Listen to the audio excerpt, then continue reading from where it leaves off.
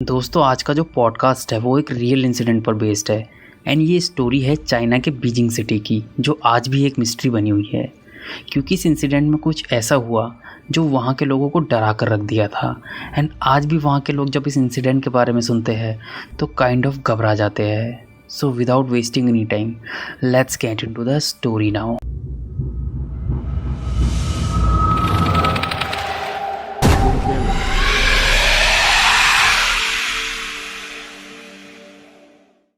Story शुरुआत होती है एक बस से। अब इस बस को द लास्ट बस या मिडनाइट बस या फिर बीजिंग रूट नंबर 375 बस की स्टोरी भी कहा जाता है। तो चाइना में हुआ एक ऐसा हॉरर इंसिडेंट है जिससे लोगों की आज भी रूह कांप जाती है। तो बात है 14 नवंबर 1995 की।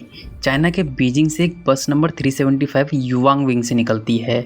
अब बस 375 के अंदर एक लेडी कंडक्टर, एक ओल्ड लेडी, एक कॉलेज स्टूडेंट और एक ड्राइवर होता है। अब बस कुछ आगे चलती है एंड अगले स्टॉप पर एक कपल बस के अंदर चढ़ जाता है।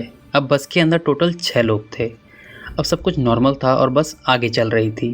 लेकिन तभी रास्ते में सबको 2 लोग दिखाई देते हैं जिनके लिए बस रुक जाती है। अब रात काफ़ी हो चुकी थी और ये बस उस रूट की आखिरी बस थी, इसीलिए बस ड्राइवर उनके लिए इस बस को रोक देता है।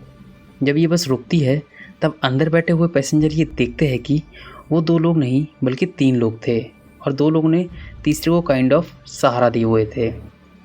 एंड अब वो लोग इस बस के अंदर चढ़ जाते हैं। मतलब अब बस के अंदर टोटल 9 लोग थे। अब हैरानी की बात ये थी कि उन 3 लोगों ने बहुत पुराने टाइम के कपड़े पहने हुए थे एंड उनका स्किन टोन भी नॉर्मल से ज़्यादा वाइट था। उन लोगों ने काफ़ी एंशिएंट टाइम के कपड़े पहने हुए थे, जो कि सबको थोड़ा अजीब लगता है। अब बस की कंडक्टर माहौल को लाइट अप करने के लिए बोलती है कि हो सकता है ये लोग एक्टर हो और जल्दीबाजी में अपना कॉस्ट्यूम बदलना भूल गए होंगे। बस अब आगे जाके एक स्टॉप पे रुक जाती है और वो कपल बस से नीचे उतर जाते हैं। अब बस आगे चलने लगती है, जहाँ पर मिडिल वाली सीट पर ओल्ड लेडी बैठी हुई थी एंड उसके आगे वाली सीट पर वो स्टूडेंट एंड सबसे पीछे वाली सीट पर वो 3 लोग थे। वो ओल्ड लेडी बार बार पीछे मुड़कर उन 3 लोगों को देख रही थी। अब वो ओल्ड लेडी बस में एकदम से चिल्लाने लगती है और वो कंडक्टर से कहती है कि उसके आगे वाली सीट पर बैठे हुए लड़के ने उसका पर्स चोरी किया है। और वो लड़का इस बात को सुनकर काइंड ऑफ शॉक्ड हो जाता है और वो रिफ्यूज़ करता है, एज वो आगे बैठकर पीछे की चीज़ कैसे उठा सकता है। अब उस ओल्ड लेडी और उस लड़के के बीच बहस होने लगती है एंड वो ओल्ड लेडी बस को पुलिस स्टेशन ले जाने के लिए फोर्स करती है। लेकिन बस का ड्राइवर ऐसा नहीं कर सकता था, इसीलिए वो बस को एक स्टॉप पर रोक देता है एंड वो ओल्ड लेडी वो लड़का वहाँ पर उतर जाते हैं। अब वो लड़का उस ओल्ड लेडी पर गुस्सा करता है क्योंकि उसने उस पर रॉन्ग ब्लेम क्यों डाला। लेकिन तभी वो ओल्ड लेडी बोलती है कि उसके पास और कोई रीज़न नहीं था उसकी जान बचाने का, जिसे सुनकर वो लड़का शॉक्ड हो जाता है और उससे उसका रीज़न पूछता है। वो ओल्ड लेडी बताती है कि वो पूरे टाइम उन 3 लोगों पर नज़र रखे हुए थी और खिड़की की हवा से उनके कपड़े उड़ने पर उसने जो देखा वो बहुत ही शॉकिंग था। उसने ये देखा कि उन 3 लोगों के पैर ही नहीं थे, जी हाँ, साथ ही साथ उनका चेहरा भी वो ओल्ड लेडी देख रही थी, जो कि धीरे धीरे बदल रहा था। मतलब कि उनका फेस धीरे धीरे इनविजिबल और हॉरिफाइंग होता जा रहा था। ये सुनकर वो लड़का शॉक्ड हो जाता है, बट वो बिलीव नहीं करता क्योंकि उसने ऐसा कुछ नहीं देखा था।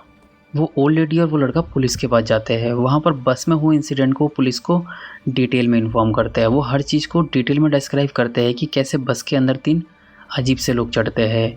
वहाँ पर उस ओल्ड लेडी ने कैसे उस लड़के पर पर्स चोरी का आरोप लगाया। वहाँ पर जो भी कुछ हुआ वो पुलिस को डिटेल में बताने लगते हैं। लेकिन ऑब्वियसली पुलिस ये बात सुनकर हंसने लगती है और उन पर यकीन नहीं करते हैं। वो उन दोनों का एड्रेस और फ़ोन नंबर लेकर उनको वापस भेज देते हैं और कोई ऑफिशियल एफआईआर रजिस्टर नहीं करते हैं, क्योंकि उनको लगता है कि ये नॉर्मल सी बात होगी, उन दोनों के बीच लड़ाई हो गई होगी एंड वो ओल्ड लेडी काफ़ी ओल्ड है, हो सकता है उसे कोई भ्रम हुआ हो। अब सब कुछ ठीक था, लेकिन अगली सुबह एक बहुत ही शॉकिंग चीज़ होती है कि बस नंबर 375 अपने डिपो पर पहुंची ही नहीं और बस को रात को ही अपने डिपो पर पहुंचना था। सारी बस रात होते ही डिपो पर पहुंच जाती थी। अब बस कंपनी का जो मैनेजर होता है वो अपनी तरफ से पूरी कोशिश करता है, लेकिन बस का कुछ भी पता नहीं चलता, इंक्लूडिंग ड्राइवर एंड कंडक्टर। तो वो पुलिस को इन्फॉर्म कर देता है। अब पुलिस अपनी तरफ से पूरी कोशिश करती है उस बस को ढूंढने के लिए। एंड उस वक्त तक सीसीटीवी आ चुका था चाइना में और सीसीटीवी जगह जगह पर लगे हुए थे। पुलिस सीसीटीवी फुटेज को चेक करती है, बट शॉकिंगली जिस स्टॉप पर वो ओल्ड लेडी और वो लड़का उतरे थे वहाँ था कि बस सीसीटीवी में रिकॉर्ड हुई थी। बस के आगे भी 4 स्टॉप थे, बट वो आगे किसी स्टॉप पर रिकॉर्ड नहीं हुई। यहाँ पर पुलिस को कुछ समझ नहीं आता, लेकिन तभी उनके माइंड में स्ट्राइक करता है कि कल रात एक ओल्ड लेडी और एक लड़का सेम बस के बारे में बताने आए थे कि कैसे वहाँ पर 3 अनजान लोग बस के अंदर चढ़े थे। पुलिस अब उन दोनों को बुलाती है और फिर से पूछताछ करती है और इस बार भी वो सेम स्टेटमेंट देते हैं। अब बस को गायब हुए 1 दिन हो चुका था और पुलिस के पास कोई क्लू नहीं था। अब जो ये न्यूज़ थी वो आग की तरह मीडिया में फैल जाती है। हर एक न्यूज़पेपर के अंडर, टीवी में ब्रेकिंग न्यूज़ चल रही थी। अब सभी लोग उस ओल्ड लेडी को इंटरव्यू के लिए बुलाते हैं और वो जो बताती है उससे पूरा शहर शॉक्ड हो जाता है। सभी को यही लगने लगता है कि वो 3 लोग और कोई नहीं घोस्ट थे। खैर अब 14 नवंबर के दिन बीजिंग की ही एक जगह फ्रैगनेंट हिल पर एक बस डूबने की न्यूज़ मिलती है।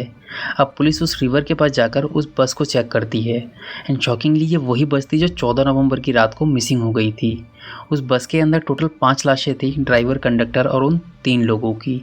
लेकिन शॉकिंग बात ये नहीं थी, बल्कि ये थी कि ड्राइवर और कंडक्टर की लाश बिल्कुल नॉर्मल हालत में थी, लेकिन वो 3 लाशें बहुत ही ज़्यादा सड़ चुकी थी, यानी कि पूरी तरह से डिकम्पोज हो चुकी थी, जो कि 2 दिन में होना इम्पॉसिबल था। अब फॉरेंसिक की रिपोर्ट के अकॉर्डिंग ड्राइवर और कंडक्टर की मौत 2 दिन पहले डूबने से हुई थी, बट वो 3 लोग काफ़ी दिन पहले ही मारे जा चुके थे, जिस पर बिलीव करना काइंड ऑफ इम्पॉसिबल था, क्योंकि लोगों ने उन तीनों को बस में चढ़ते हुए देखा था और उनकी डेड बॉडी की कंडीशन भी बाकी डेड बॉडी की कंडीशन जैसी होनी चाहिए थी। अब ये चीज़ पुलिस सॉल्व ही नहीं कर पा रही थी। तभी बस कंपनी का मैनेजर एक और खुलासा करता है कि कंपनी बस को उतना ही फ्यूल देती है जितने में अपना रूट कंप्लीट करके डिपो तक आ सके, और ये जो बस थी अपने डिपो से लगभग 100 किलोमीटर दूर पाई गई थी, मीनिंग कि इस बस का फ्रैगनेंट हिल तक पहुँच पाना इम्पॉसिबल था और ड्राइवर भी फ्यूल नहीं डलवा सकता था, क्योंकि फ्यूल सिर्फ और सिर्फ गवर्नमेंट एरिया में ही डलवाया जा सकता है। अगर ड्राइवर ने ऐसा किया भी होता है तो उसका नौकरी जाने का डर रहता है, मीनिंग कि ये वाला एंगल भी यहाँ नहीं हो सकता। खैर इस बात को कंफर्म करने के लिए कि ड्राइवर ने एक्स्ट्रा फ्यूल डलवाया हुआ है या नहीं, वो लोग फ्यूल टैंक को सर्च करते हैं कि क्या इसके अंदर फ्यूल डाला गया है, लेकिन जो उन्हें दिखाई देता है वो बहुत ही ज़्यादा शॉकिंग था। पूरे फ्यूल टैंक के अंदर ब्लड भरा हुआ था। जी हाँ, सोचने वाली बात ये थी कि ब्लड से बस नहीं चल सकती थी। यहाँ पर बहुत सारे क्वेश्चन अराइव होते हैं कि ये बस यहाँ पर कैसे आई, बस के अंदर ब्लड आया कहाँ से, बस के अंदर चढ़ने वाले वो 3 लोग कौन थे और कहाँ से आए थे, साथ ही साथ उनकी बॉडी इतनी ज़्यादा डिकम्पोज कैसे हो गई थी। अब ये इंसिडेंट आज भी मिस्ट्री बनी हुई है और अब भी लोग इस इंसिडेंट के बारे में सुनकर आज भी डर जाते हैं। और तो और इस इंसिडेंट की वजह से चाइना में लोगों ने 375 नंबर की बस से आना जाना ही छोड़ दिया था और आज भी इसे हॉन्टेड बस और हॉन्टेड रूट कहा जाता है। मतलब कि ऐसी सिचुएशन हो गई थी कि लोगों ने रात में उस रूट पर आना जाना ही बंद कर दिया था। अब दोस्तों ये थी बीजिंग की हॉन्टेड बस की स्टोरी। आई होप आपको ये स्टोरी पसंद आई होगी। अगर आप ऐसी इंटरेस्टिंग हॉरर पॉडकास्ट स्टोरी और सुनना चाहते हैं तो हमें कमेंट सेक्शन में बताइए and please subscribe to our channel if you haven't. That's it for now दोस्तों, thanks for watching. This is your host and I am signing of.